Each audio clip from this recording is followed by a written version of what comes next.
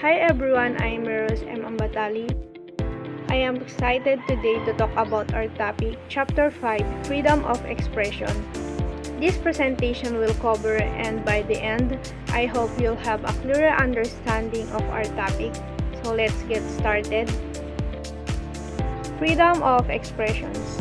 The Internet revolutionized communications, enabling global exchange of ideas while promoting openness.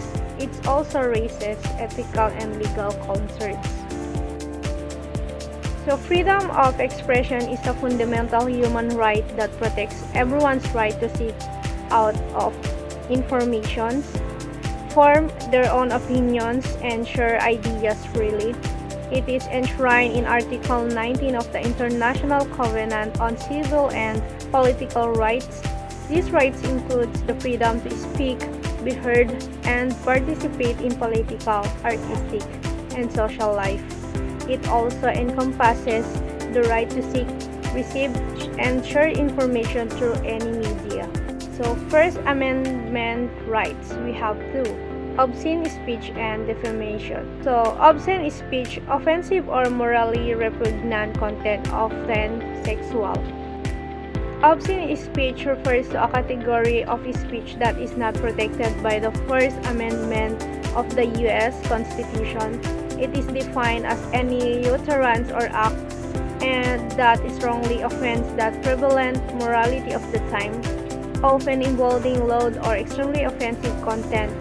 In legal terms, obscenity is determined using the Miller test, which assesses whether the material in question meets specific criteria for being considered obscene.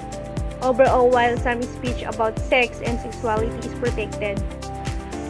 Defamation, false statements that harm another person's reputation. Defamation is a legal term that refers to any statement made by a person, whether verbal or printed, that causes harm to another person's reputation or character. A defamatory statement made in a writing or published, it is considered libel. A defamatory statement that is spoken is considered slander. Defamation is not considered a criminal act, but a civil wrong. As the Constitution of the United States promises its citizens freedom of speech, there is often a fine line between exercising that right and making defamatory statements that harm another person. To explore this concept, consider the following definition. Expression key issues.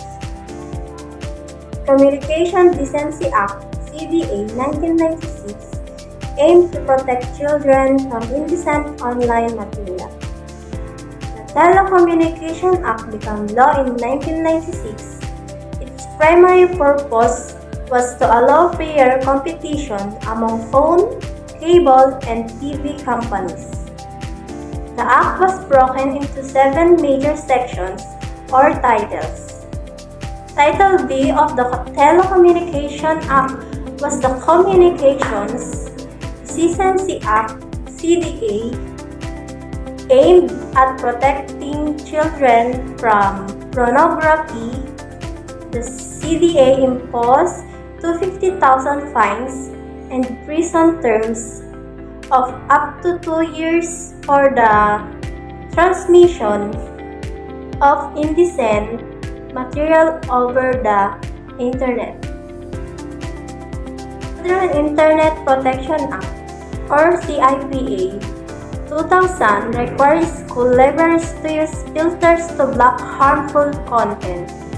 In another attempt to protect children from accessing pornography and other explicit material online, Congress passed the Children's Internet Protection Act, or CIPA, in 2000. The Act required federally financed schools and libraries to use some form of technological protection, such as an internet filter, to block computer access to obscene material, pornography, and anything else considered harmful to minors.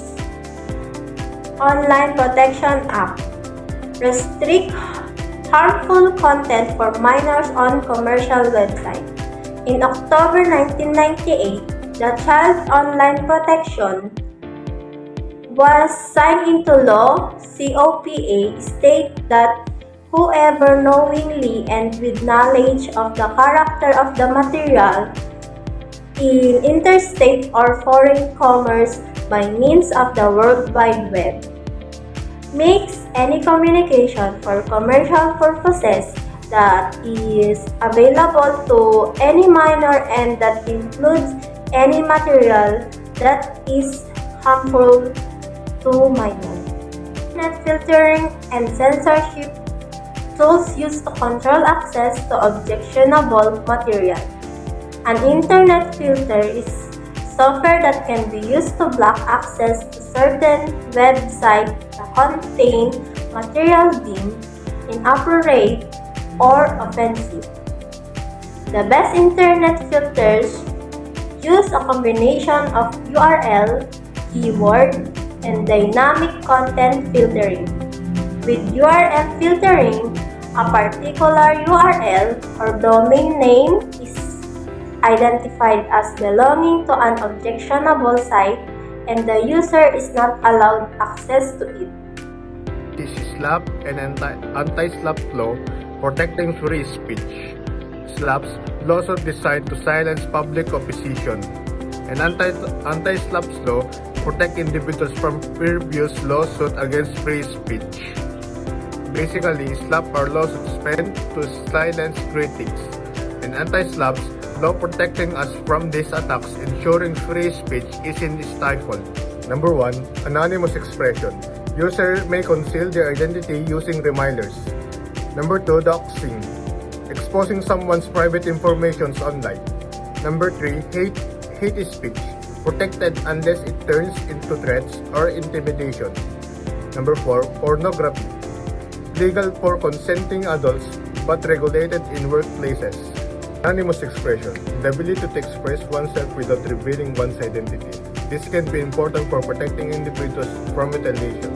Reminders are tools used to help maintaining anonymity online. Doxing are the malicious act of publicly releasing someone's information, like their address and phone numbers, without their consent.